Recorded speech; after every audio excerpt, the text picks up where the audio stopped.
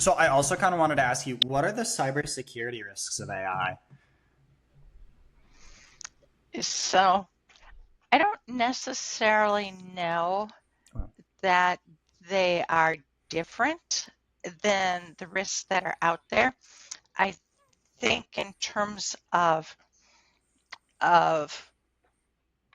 the risks themselves, I don't know that the risks themselves are going to change, but I think maybe how those um, criminals get at us may be uh, easier for them and easier to exploit people. So, for instance, um, one of the examples I've talked to people about is phishing. So, phishing is where you get a scam email and people either, click on a link or they call a number and they give up information.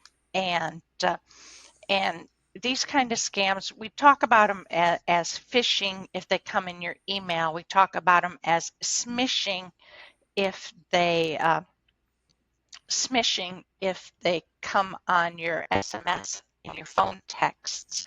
But you get the same kind of scams that come to you even through the snail mail. And so I'll use it for instance there.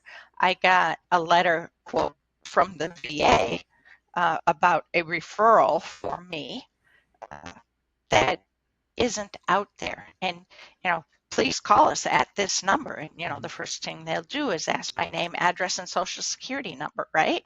And then they'll start, getting information on me. But the same thing happens, I think, in the electronic world with the AI. The AI will make that a whole lot easier to do because we were talking about AI earlier, what you can do with it, and, perhaps I'm telling my AI, I need you, to go on the dark web and uh, pull names, addresses, phone numbers, social security numbers, and relate those to currently active emails and for people who are Army veterans, right? And so now I've got my list. Now craft a real looking letter from the VA, based on currently real emails that perhaps the VA is sending out.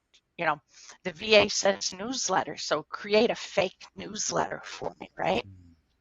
And the stuff is already going on. It's just going to get faster and easier. I think the speed at which we see cybersecurity incidents occur is going to accelerate. So, for example, in the first 4 months of 2024, ransomware attacks were up 96% over 2023. I wouldn't be surprised next year if it's 200% or more. I think that's going to be what AI does to us. I, And so I wish I was shocked. I like I'm shocked by it's that much, but I'm not shocked that it's going up like at all. The one thing that I'm worried about is like we were talking about impersonations earlier of people.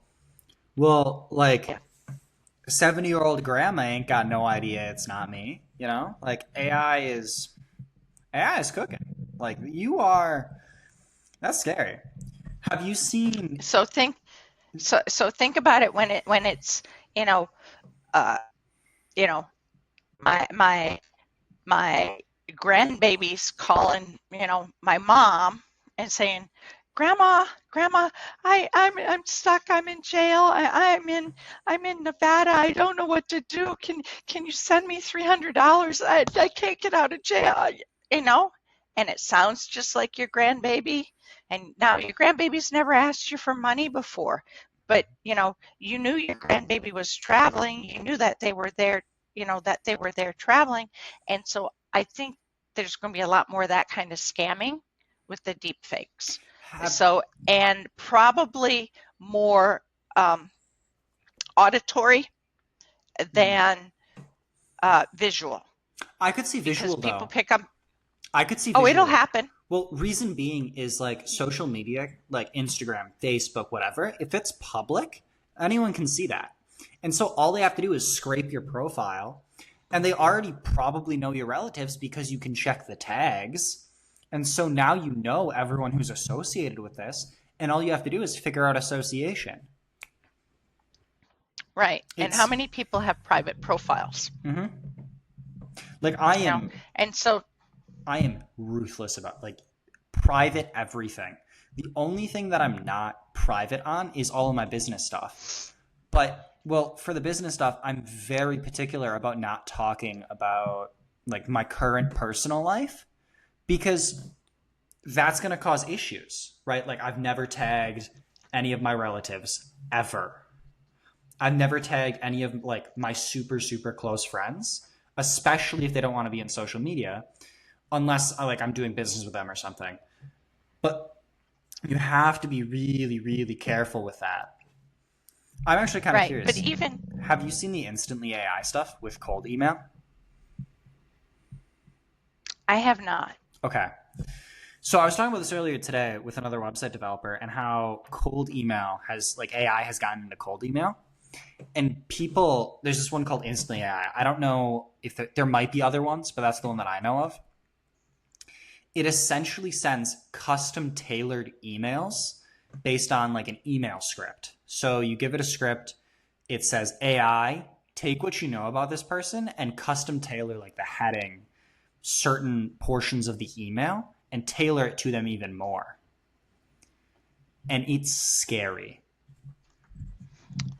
So, yeah, I could see that. I mean, I get so much marketing email and scam email that that doesn't surprise me at all.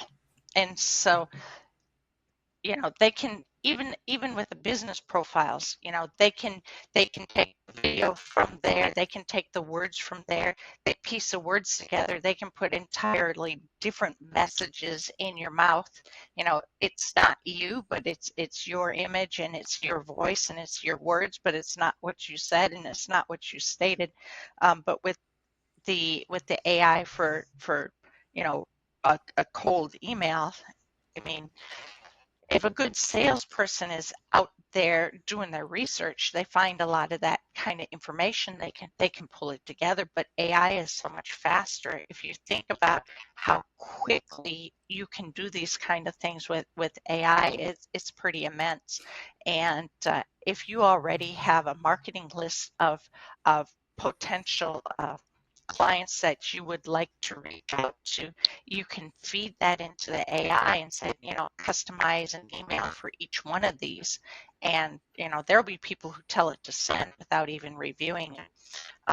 I see people all the time who are scraping probably LinkedIn, you know, and they send me emails and they've got my name wrong, or they've they've scraped all of the Team Logics, you know, and I get an email for Team Logic IT, you know, in other states, and it happens to me repeatedly where people don't, salespeople or market, these are really probably marketing people, they're not verifying that their stuff is correct before they send it out.